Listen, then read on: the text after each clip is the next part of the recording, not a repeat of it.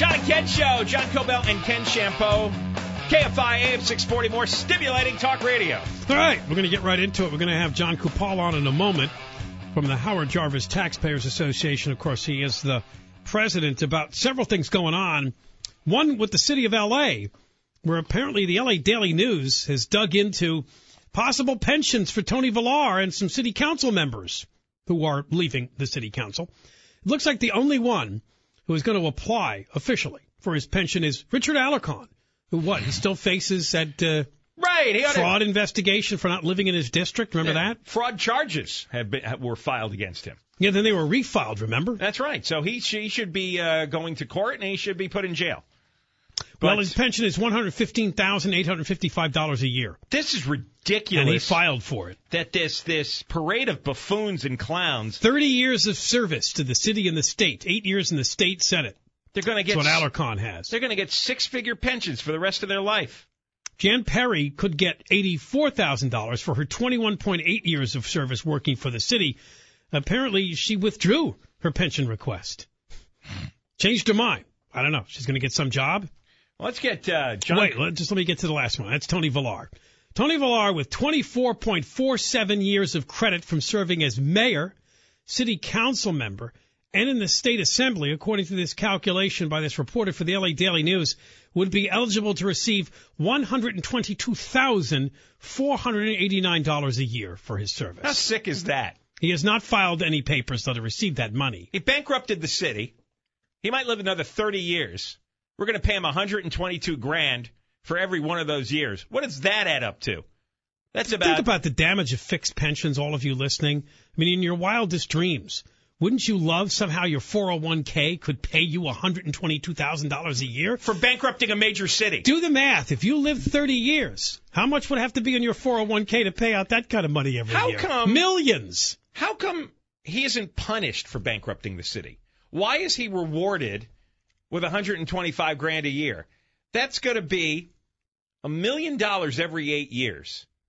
If he lives another 32 years into his early 90s, he's going to get $4 million of our tax money. That's the problem with fixed pensions. Can you imagine that? $4 million. How many people have a $4 million pot that they can fall on if they're working in the private sector? Well, very few. I mean, he ought to be in politician jail for being an incompetent, narcissistic boob. All right, now we'll get John Kupal on because he had a few things to say about this when asked by a reporter. And apparently it says California's way out of line with the rest of the country about this. So let's talk to him. President of the Howard Jarvis Taxpayers Association, John Kupal, welcome again. Hi, guys. How you doing? All right, how nuts is this? It's very nuts. You know, in many other states, elected officials don't receive any pension at all because in many states the elected offices are part-time, and they figure you make money on the outside by being, you know, like a regular person, right. Not a narcissistic politician. But in California, we do everything worse and then much worse. And you just hit the nail on the head. The defined benefit plans are a one-way ticket to bankruptcy. Just look at Vallejo, look at San Bernardino, and other jurisdictions where it is the pensions that have bankrupted those jurisdictions. And the thing is, some of these people are so bad at their job. I mean, he was the worst mayor in L.A. history. Richard Alarcon has felony charges against him for fraud, and he's going to get $115,000 a year? Well, the problem is this, of course, and that is that the public employee unions, by virtue of their political strength, elect their people to elective offices. So when contract negotiations roll around, they're negotiating with themselves. So you see defined benefit plans of both elected officials and the bureaucracy bankrupting. And by the way, the balance sheet of the city of Los Angeles, they could, if they wanted, to declare bankruptcy today, because there's no way, I don't see any way how the city of Los Angeles works its way out of its debt problems and why anybody would even run for mayor.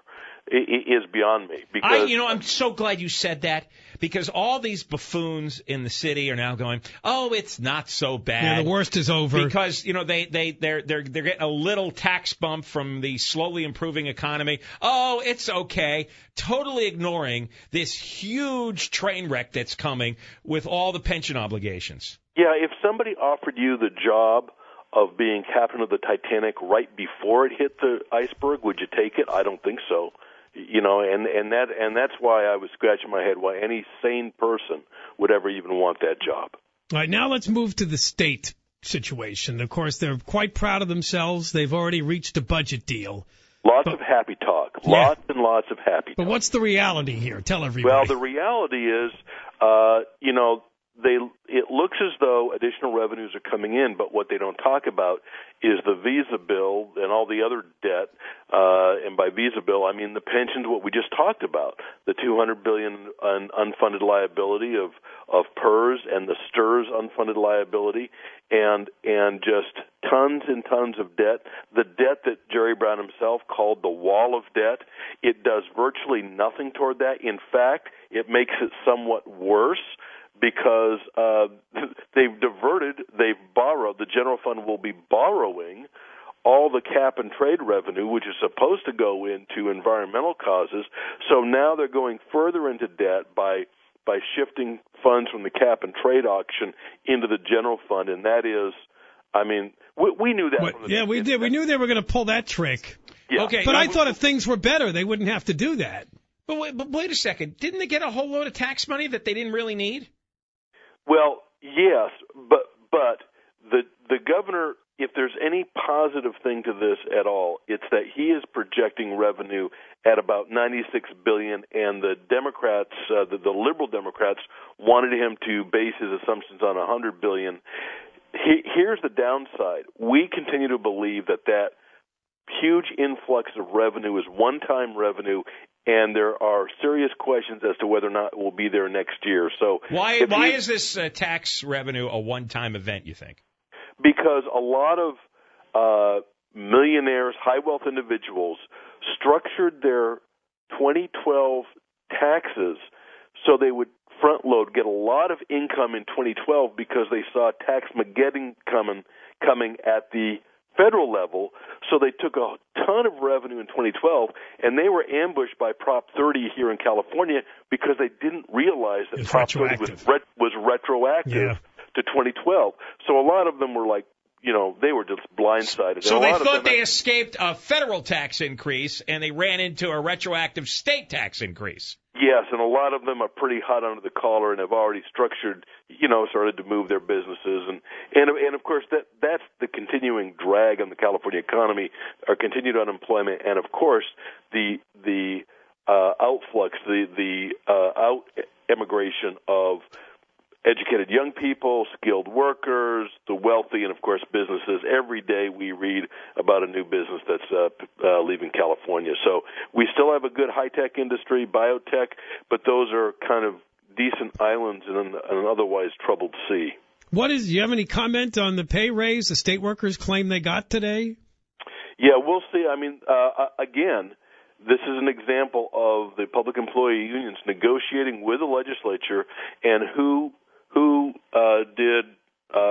do these legislators represent? They represent the public employee union. So, again, I would expect the worst.